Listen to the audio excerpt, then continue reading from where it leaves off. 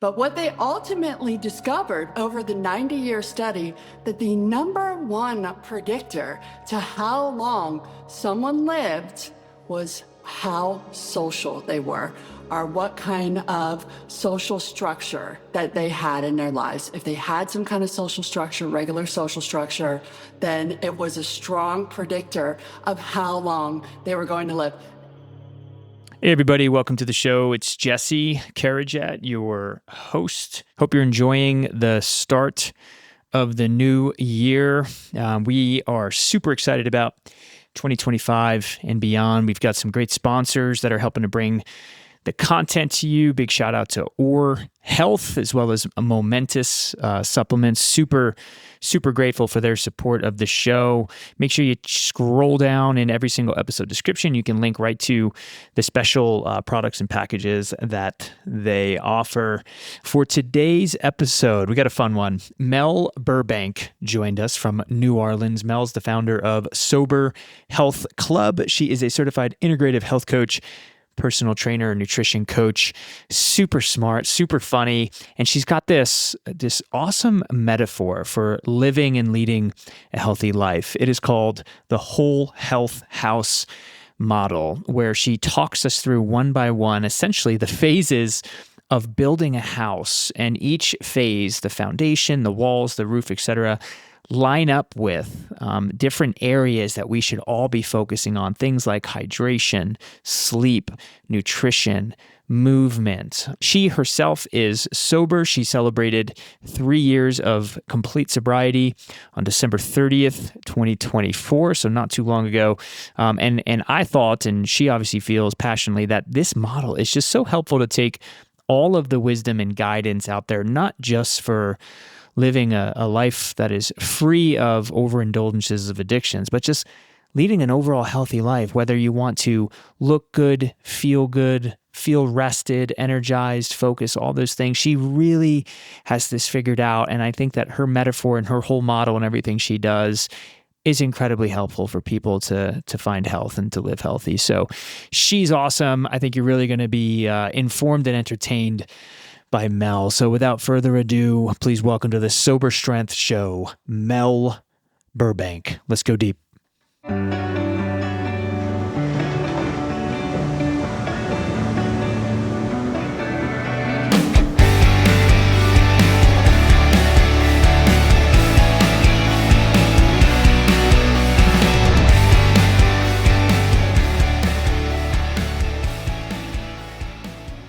I think one of the topics that I love about what you're doing with the Sober Health Club and everything with your Instagram account is this whole health house model. I got that right, didn't I? Whole health house. A whole Say health that 5 house. times fast. Whole health house. Whole health house. Whole health house.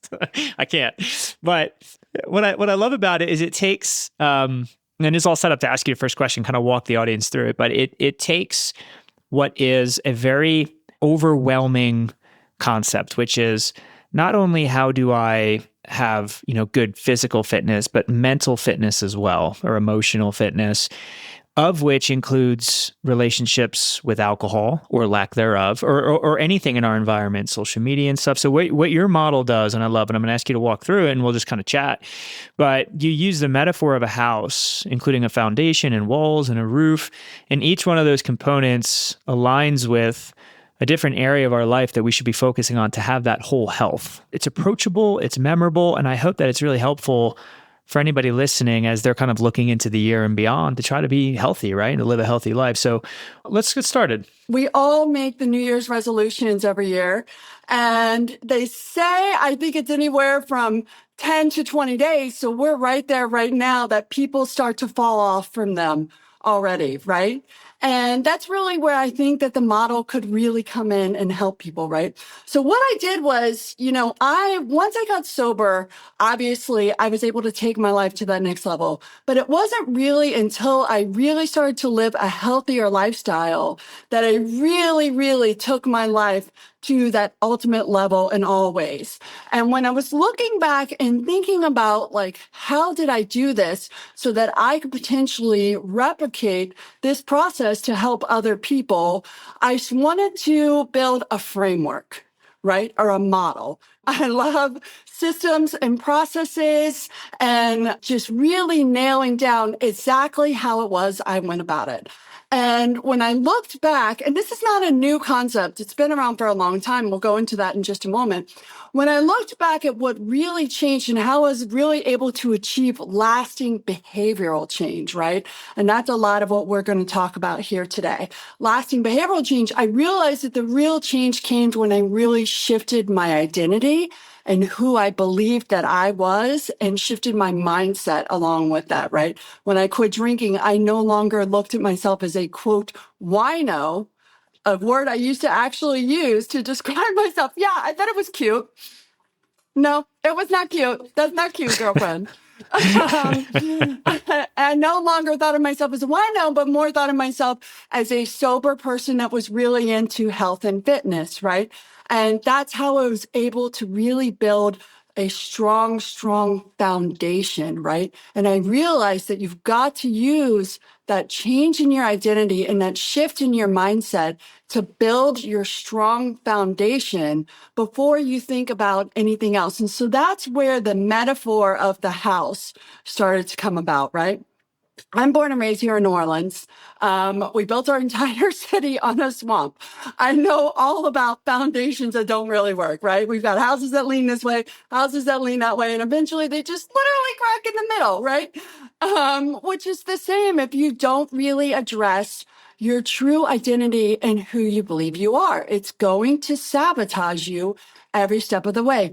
If you want to start working out, right, and you want to become a fitter person, but you don't believe that you're someone that really works out, that is going to sabotage you subconsciously every step of the way, right?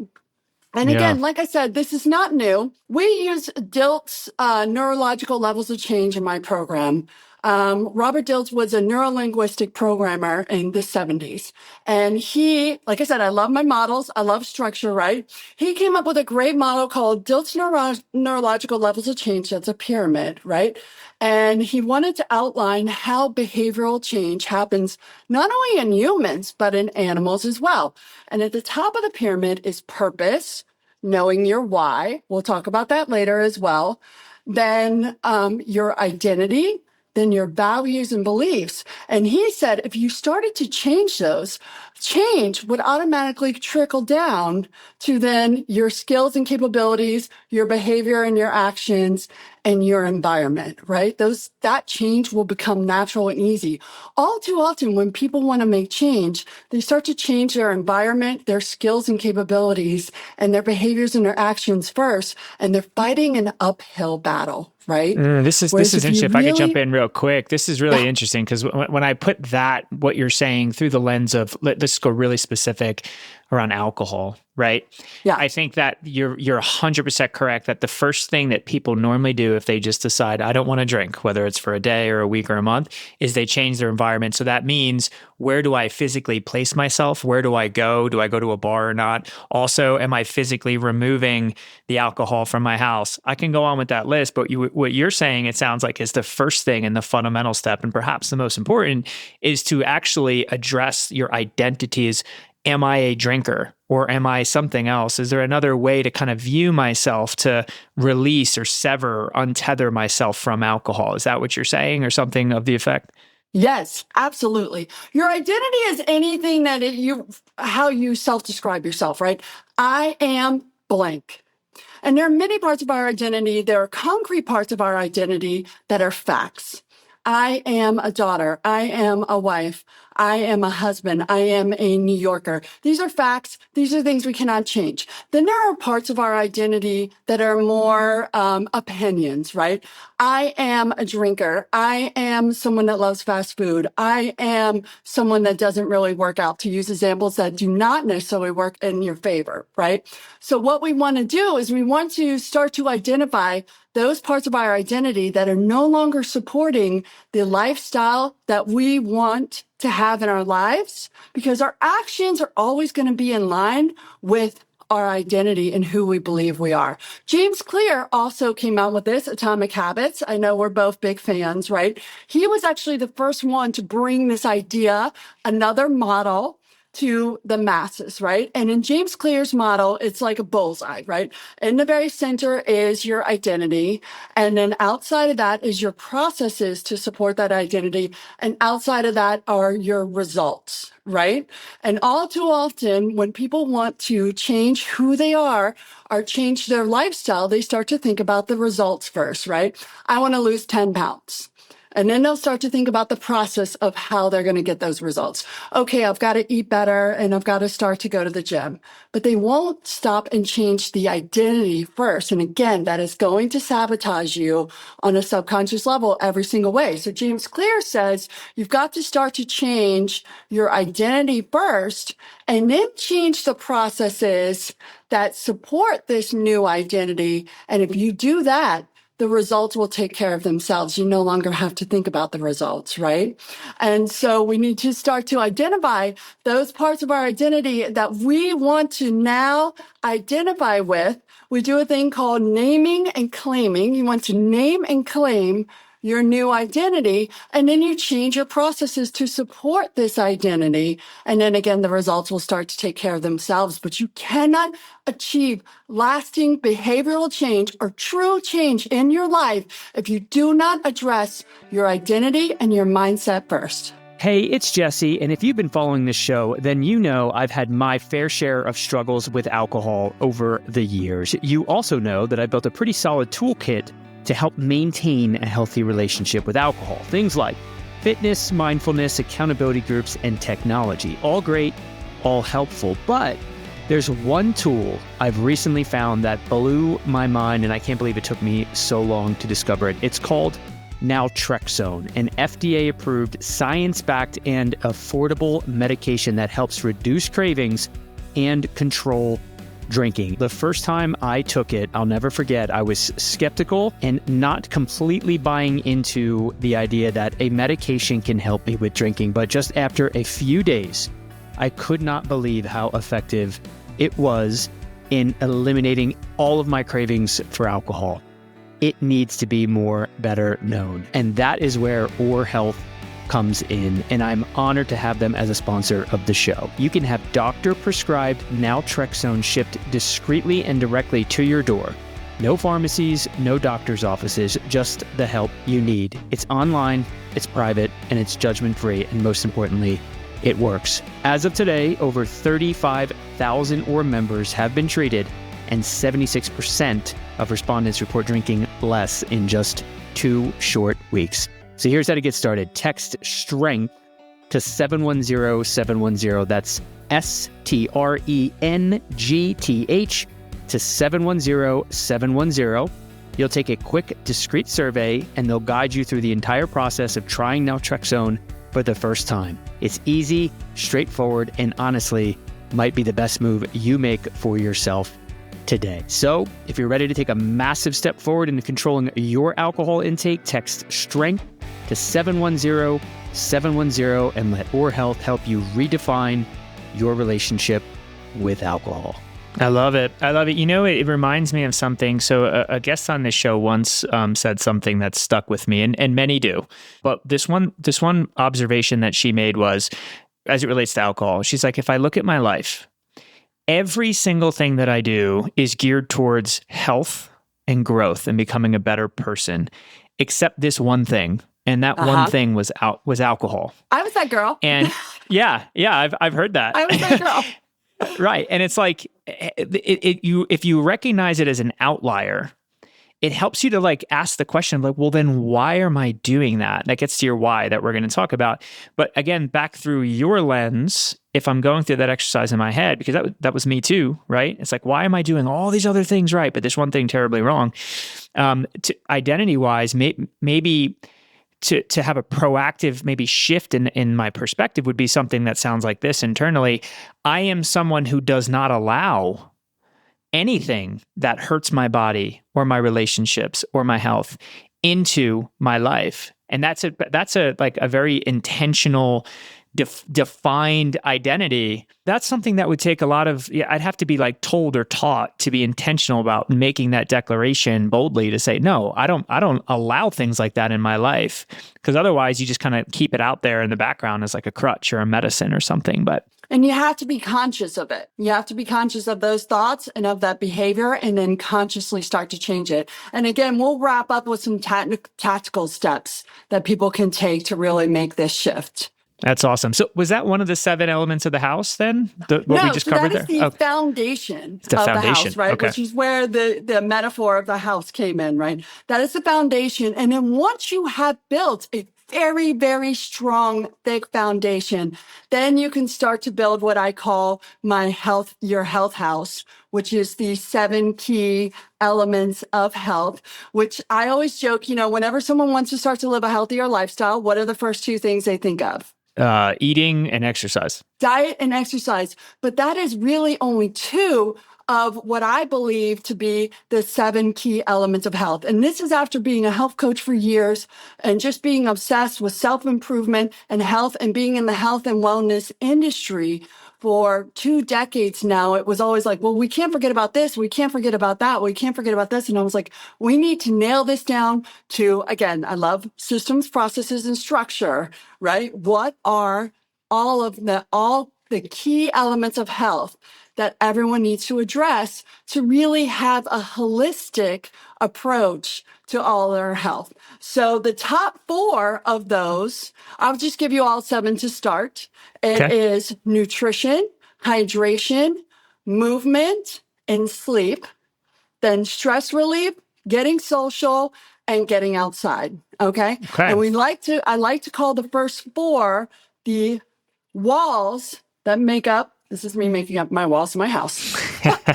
It's work. I got you. The first 4, nutrition, hydration, movement, and sleep, are by far the 4 most important pillars, cornerstones of your health. And they work together to support each other, just like 4 walls of the house, right? And you have to build all 4 strong, and they have to support each other, right? If you're working out but hardly sleeping, you're still going to feel like crap, right? If you're eating great but not hydrating, you're still going to feel like crap. If you're not eating great but you're sleeping great, you have to do all 4 together to really, really get that solid foundation. Then we talk about stress relief and getting social. I like to refer to those as the windows of the house because they let the light in to your life. Oh, love that. Okay. Is that great?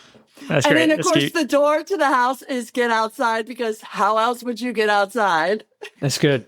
That's good. Well done. This is good. By the way, when I came up with this at my whiteboard, which we joked about last time we talked, that I literally had a whiteboard in my living room, I was like, oh my God, genius. It was like one of those moments, like time stopped, and I realized that I had something very real that I could really, truly use to help people. So you've got to get those 4 key elements in. And the thing is, it sounds like a lot, but it's not a lot, right? If you address these 7 things, we're talking about infinite health and wellness benefits, right? Mental, physical, emotional, all around health benefits. And you'll see again and again, when you look at, the benefits of getting great sleep, or the benefits of eating well, or the benefits of staying well hydrated, it's the same over and over again, right?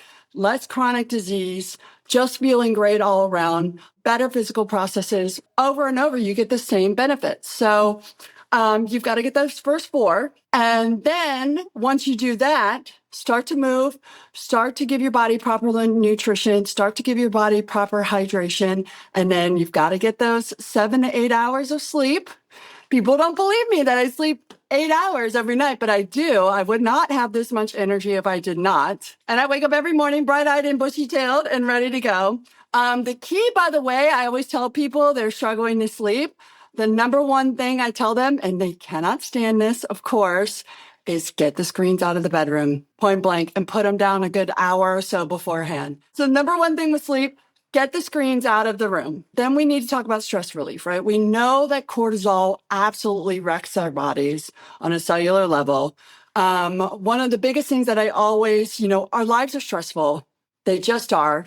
life today is just stressful. So the number one thing I always recommend to people is to, whenever you do get stressed, if you can, try to complete the stress cycle. Have you heard about this?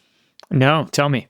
It's absolutely fascinating. So we know that when we get stressed, right, our bodies produce cortisol and adrenaline. And we know that this is from an evolutionary standpoint. The example that we always hear is it's so that we can run from the lion, right?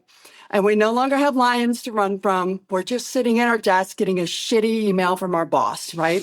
And so when we're sitting at our desk getting a shitty email, our kids are driving us crazy, or whatever it is that's stressing us, or traffic, we're sitting there. Our body produces cortisol and adrenaline to get our bodies moving, but we don't actually move and we don't actually use it. And so what happens is when that cortisol builds up in your body, that's when it really starts to do damage. So one of the best things that you can do is you can do what you can to use up that cortisol or that adrenaline and do what they call complete the stress cycle so that it doesn't build up in your body. There are several ways that you can complete the stress cycle. One, obviously, is to move your body.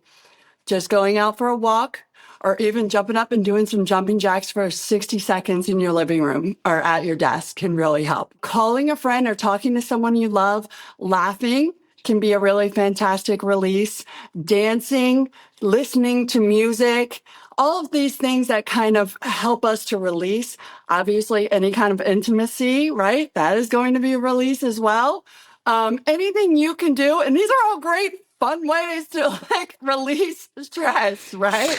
I love Call a friend, laugh, dance, watch a comedy special, do some jumping jacks. If you complete the stress cycle, then you won't have the long-term damaging effects on your body. Okay? I love that.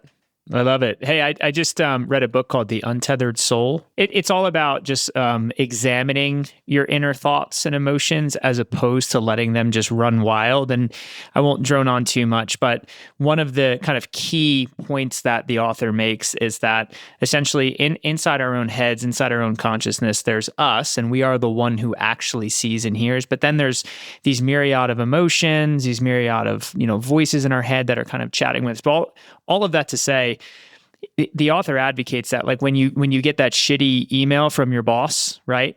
Instead of just feeling those feelings and all the time, you have to ask yourself, what is it about me that this is disturbing?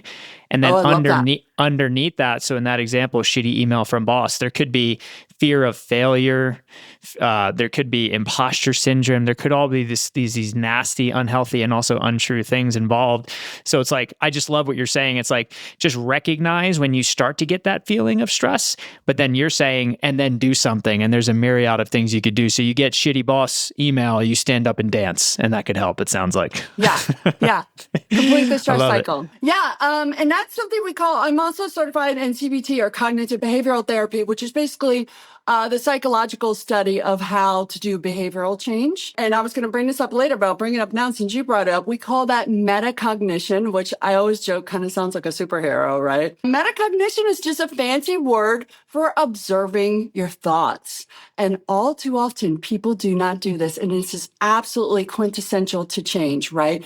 Because we have this voice going on in our heads, yapping away all day, every day, right? And people just let it run willy-nilly with no conscious thought of what it's saying to us, right? Words have power. I say this all the time. Words have power, not only when we speak them externally, but when we speak them to ourselves internally as well. And you've got to be aware of that chitter-chatter if you're going to achieve, again, any kind of lasting change. And not only can you start to be conscious of what the voice is saying, but you can also start to be aware that you do have the ability to change what that voice is saying, right? This is absolutely huge. So if this voice in your head is going, you can't do this, you can't do this, you can't do this, which sadly is all too common, you can recognize that that's happening and you can change the voice and you can be like, you know what, voice? Actually, F you, I can do this. So this has been heavily studied. It's been joked that you can give that voice a name if it helps you to separate, because people don't realize you are not your thoughts, right? We have this incredible, as a human species, we have this incredible consciousness. But in a way, this consciousness that allowed us to evolve into the species that we are today is a double-edged sword, right? Not only does it keeps us from being like bumbling toddlers and running into the walls, but it also makes us really miserable all too often, this consciousness and this voice. So I want people to realize that you are not that voice. That is just your mind going off, and you've got to start to be conscious of it. Yeah. So just to wrap up. So when that voice is telling you, you can't do this, you can't do this, you can stop and be like, actually, no, I can do this. Oh, and to get back to what I was saying, they say you can name the voice. And in fact, it's even been joked that you can name the voice after your mother or someone in your family, because they joke that that voice is really just your mom that never moved out of your head. So Eckhart Tolle, you mentioned it, The Power of Now. I think that's one of his books, right? One of his more popular books. Yeah.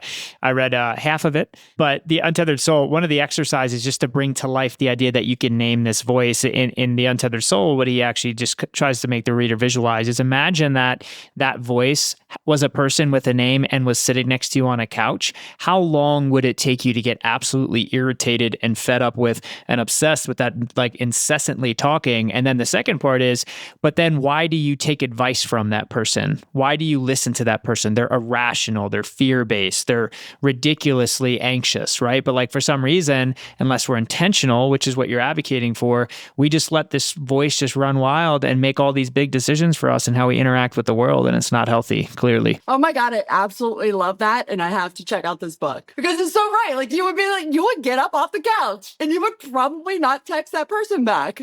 Oh, if I was in a car, I would pull over in the snow on the side of the road and I would look at me, that boy, and I'd say, get the fuck out of my car. Get out of my car. Yes.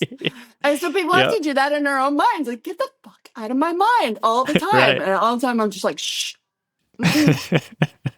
You're not going to mess this up for me. Shh. I love it. Shush it down. Keep it quiet. Yep. Look, for some reason, when it comes to mental health and recovery from alcohol misuse, people don't talk about supplements enough. When I decided to step away from alcohol and rebuild my health, I quickly learned that nutrition and supplementation weren't just optional, they're essential. That's why I choose Momentous supplements. Look, for me, the goal has always been about health span. Living better for longer. And when it comes to supplements for high performers, nobody does it like Momentous. Momentous invests heavily in NSF certification, meaning every batch of their products is tested for heavy metals, harmful additives, and label claim accuracy. You got to know what you're putting in your body. And that's why Momentous is trusted by all 32 professional NFL teams and D1 collegiate sports team dietitians across the country. And look, Momentous doesn't offer every supplement under the sun. Other brands can do that just fine. Instead, Momentous nails the basics with bone-crushing consistency to help you build the perfect and intentional routine for you. And when we talk about basics, what are we talking about? What do I take? I take their protein and their creatine. Momentous protein is best in class for muscle repair and growth, while their CreaPure creatine, the purest form of creatine monohydrate, supports both physical strength and cognitive performance. These are foundational supplements that I continue to use to this day in my health journey for physical strength, mental fitness, and emotional resilience. So whether you're taking your first step or your next step in your fitness journey, these supplements are the building blocks of living better longer. Go to livemomentous.com and try it today at 20% off with code STRENGTH. That's livemomentous.com, 20% off with code STRENGTH, and start living on purpose today. So let's see. Then the next element is getting social, right? Mm-hmm. Which a lot of people don't realize is absolutely quintessential for your mental, emotional, and physical health as well. So I don't know if you've heard of the Harvard longevity study.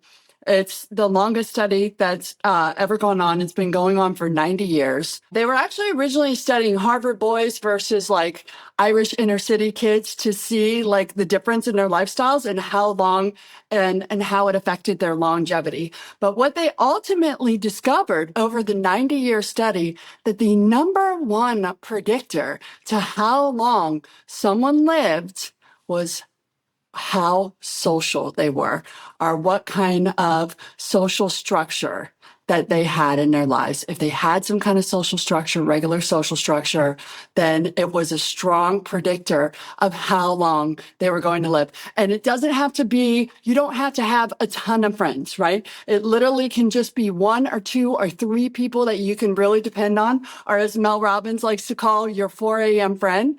Do you have your one 4 a.m. friend that you can call at 4 a.m. that's going to pick up the phone, right? You can just have that one, but just having a few close connections can really dictate not only how long you lived, but the quality of your life as well. And this was also discovered, by the way, in blue zones. I'm sure you're familiar with blue zones, right? It's so funny. I was just thinking about blue zones because everyone kind of like knows like, hey, that's the place where people live the longest, right? Uh-huh. But you're saying it's not just nutrition or movement, it's social, like how much how deep your relationships are.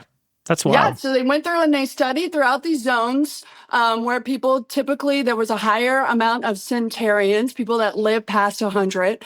And they wanted to go through and study, is it genetic or is it something about their lifestyle, nature versus nurture, right? And study what it was these people were doing. Because once again, not only were they living to 100, but they were living a fantastic quality of life up until then. They were still working in their gardens every day at 100, going down to the village every day to meet their friends and have a little bit of glass of wine. And then, by the way, P.S., when they passed, they often passed very quickly and very peacefully, which is sadly how it often does not happen here in the U.S. with a span of, 10, 20 years of slow decline, right? They were just gone, done, living their best lives till they were 100 and then done. And one of the more common factors that they discovered, blue zone to blue zone, is every one of these cultures had a social element that was built into their daily lives naturally.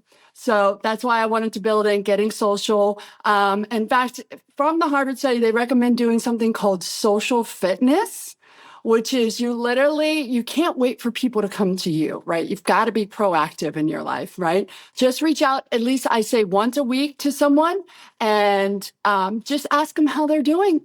And ask them maybe if they want to get a cup of coffee or grab some lunch or jump on the phone. We know that can really make a difference in how great you feel.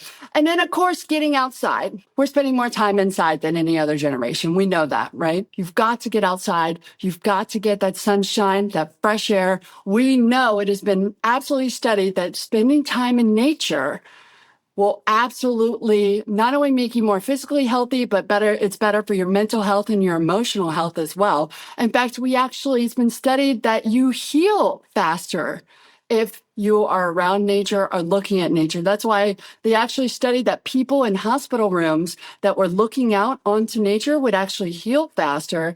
Not only that, if you even have just a picture of something natural, a plant, a flower, or flowers there in the room, you will actually heal faster.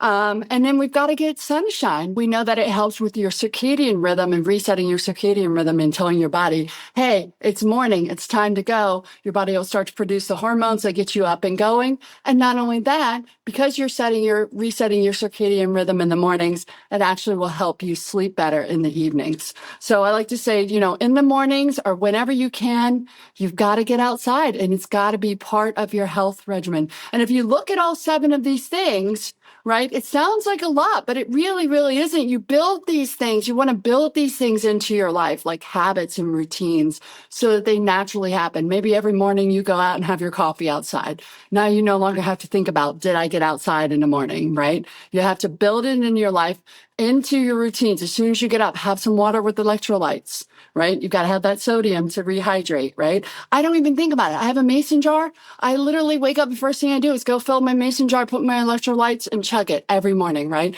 It's not something I have to think about anymore. So it's like, boom, hydration, done, taken care of. Build these things into your life.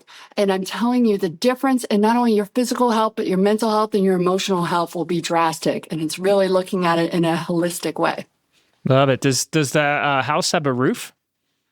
Yes, the house does have a roof. And once you've now built your strong foundation and you've built your whole health house, you have these things built into your routine, then what happens is you can I think as a human race, we automatically start to think about the bigger picture, but we can't really think about the bigger picture when we're stressed day to day, trying to figure out just our daily routine, right? So if you build this strong foundation and this strong house, then you can start to think about the bigger picture or your purpose.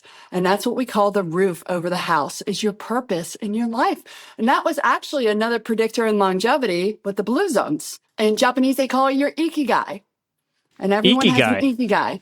Ikigai is your purpose in life, your reason. It actually directly translates to your reason for getting out of bed in the morning or having purpose, right? You have to have a reason that you want to live this amazing life. You know, I always like to say life is not, I don't like the whole term of life is short, but life is definitely finite. Yeah, right? fleeting. I always say fleeting. Life is fleeting. Fleeting sounds fast, though. Yeah. But, you know, life is fleeting. It does move fast. Yeah, especially if you have kids. Yeah, way too fast. It's like, goes super, super fast. Life is finite, right? And you want to start to think about, like, what do I want to do? What's important to me, right? But we just don't have the mental space or the time to think about these things. And you really shouldn't be thinking about these things while you're still struggling with the basics in your basic daily routines, right? So that's why we want to get this structure down really strong and solid. And then naturally, I believe as a human race, we just have a natural desire to think about what it is that I'm doing here on this earth, you know? Yeah. If you had to pick, like, these are the main things people can focus on now. The other thing is which we already brought up briefly is the metacognition. You've got to be conscious of those thoughts, right? Words have power. It is that important that I wanted to bring it up again. That is the first thing that you can really start to do to make change, is to be conscious of your thoughts and remember words have power. And then next, we want to name and claim, as we also already briefly mentioned, your new identity. I am a healthy person.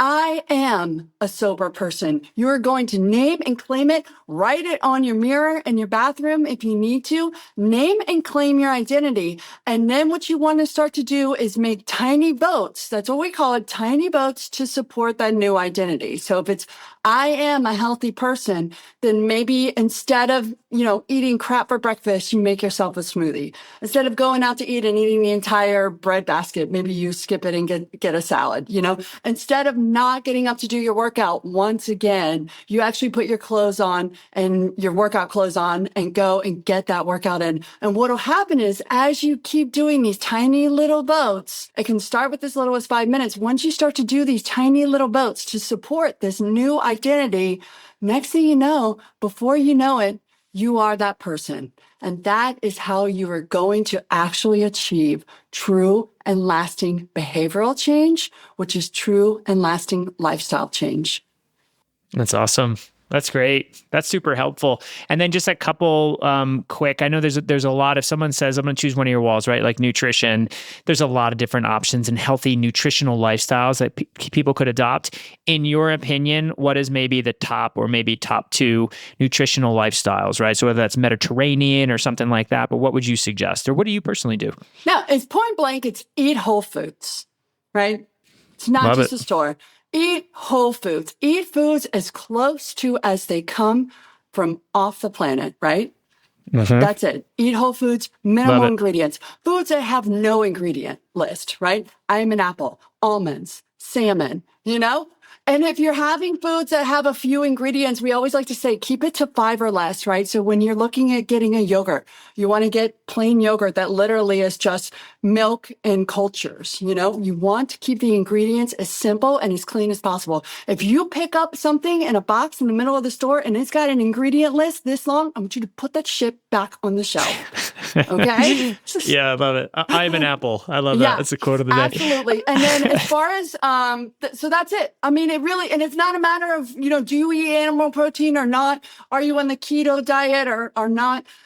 None of that really matters. All that really matters is, are you eating whole foods as they come off the earth? And then as far as staying hydrated, the thing that I always tell everyone, mine's over there, get yourself a cute little water bottle and make it your new best friend and your favorite accessory. I have a beautiful hot pink water bottle that I carry with me everywhere. Yep. It's not very cute. I don't know, but it's big and it does the Yeah, job. but it's a Stanley, so it's like It is. the hot, cool water bottle, Yeah, right? my wife You're gave it to making me. a statement with your water bottle. Yeah, my wife made the statement. She gave it to me. She didn't like the color. And let me just pick one more wall here. How about movement? Whether it's like, hey, this one thing matters, or even like a different type of program that you do. What would you recommend? You've just got to move your body a little bit every single day. And I always say, if you could just do 30 minutes. If you, on their days where I don't get a workout in, I'll just walk my dog, do a long walk for 30, 45 minutes, right? Just move your body a little bit every single day. Build it into your routine. If you're not really comfortable with going to a gym, I actually am a huge fan of Mind, Body, and ClassPass for booking studio classes. I love my studio classes and it's the first thing that I do when I've gotten out of the mode of working out, like the past few days. I will schedule several workouts in a row because it's like, look, I've just got there's a certain time I have to be there. If I don't show, I'm going to get a cancellation fee. I grab my keys. I put on my shoes. That's the other thing I always tell people, put on the damn shoes. Period. Put on the damn shoes, grab your keys, grab your water bottle, walk out the door. Once you get there, they're going to tell you what to do. Next thing you know, you blink, the workout's done, and you've already gotten your workout in. So that's one of my biggest recommendations to getting moving.